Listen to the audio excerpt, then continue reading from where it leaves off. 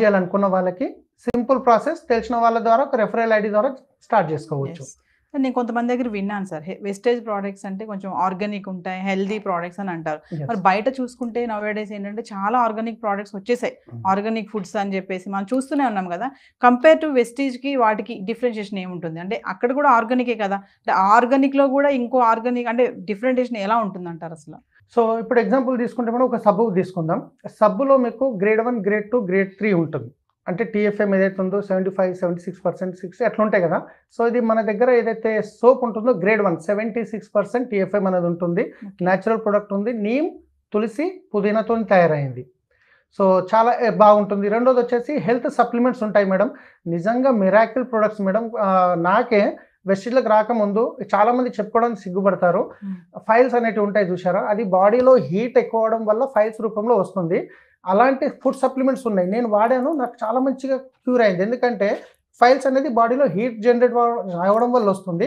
So మన దగ్గర neem అంటే వేపాకుతో తయారైంది, అలోవేరా అంటే కల్వందతో తయారైంది, ఆమ్లా అంటే ఉసిరిగాయలతో తయారైంది. ఇది బాడీలో టెంపరేచర్ని కంట్రోల్ చేస్తుంది కాబట్టి ఫైల్స్ అనేది తగ్గుతుంది. అట్లాంటి సప్లిమెంట్స్ ఉంటాయి. అంటే కెమికల్ గోళీలు కాదు, నేను డాక్టర్ని కాదు.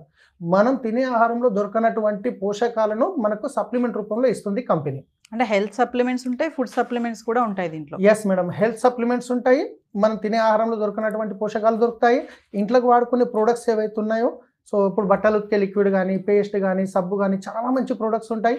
అలాగే అగ్రికల్చర్లో కూడా ఒక ఆర్గానిక్ ప్రోడక్ట్స్ ఉంటాయి. అంటే ఎటువంటి అది మనిషి తీసుకుంటే ఎలాంటి సైడ్ ఎఫెక్ట్ ఉండనటువంటి ప్రోడక్ట్ గిట మనకు అగ్రికల్చర్ ప్రొడక్ట్స్ ఉన్నాయి. కలర్ కాస్మెటిక్స్ ఉంటాయి మేడం. మీరు చాలా మంది సినిమా హీరోలు చూసినట్లయితే చాలా మంది లేడీస్కి క్యాన్సర్ లాంటివి వస్తున్నాయి. ఎందుకంటే దాంట్లో పారాఫిన్ అనే ఒక ప్రోడక్ట్ కెమికల్ ఉంటుందని. కానీ మన దగ్గర ఉన్న కాస్మెటిక్స్లో పారాఫిన్ ఫ్రీ ఉంటుంది.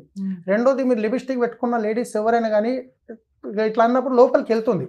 కానీ మన దగ్గర ఉన్న లిప్స్టిక్లో ప్రోటీన్ ఉంటుంది, అది లోపలికి వెళ్ళిందంటే ప్లస్ పాయింటే కానీ సైడ్ ఎఫెక్ట్స్ ఉంటాయి. అలాంటి న్యాచురల్ ప్రొడక్ట్స్ ఉంటాయి కాబట్టి కంపెనీ 20 సంవత్సరాల నుంచి నడుస్తుంది మేడం.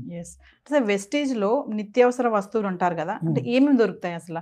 ఇప్పుడు ఒక ఇంట్లో ఫ్యామిలీ మెంబర్స్ మనం కిరాణాకి వెళ్తాం, మంత్లీ గ్రాసరీ ఐటమ్స్ అంటాం కదా, మీ దగ్గర ఏమేమి ప్రోడక్ట్స్ దొరుకుతాయి అసలు?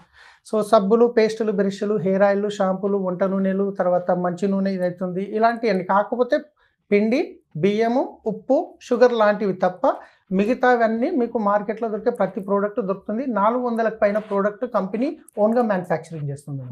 ఇప్పుడు వంట నూనె అన్నారు, కమింగ్ టు ఇప్పుడు బయట చూస్తే ఆయిల్స్ అసలు అది వాడండి, ఇది వాడండి, ఈ ప్యాకెట్ ఆయిల్ వాడొద్దని చెప్పేసి ఆ ఆయిల్ వాడాలి, బ్రాండెడ్స్ చెప్తున్నారు కదా. మరి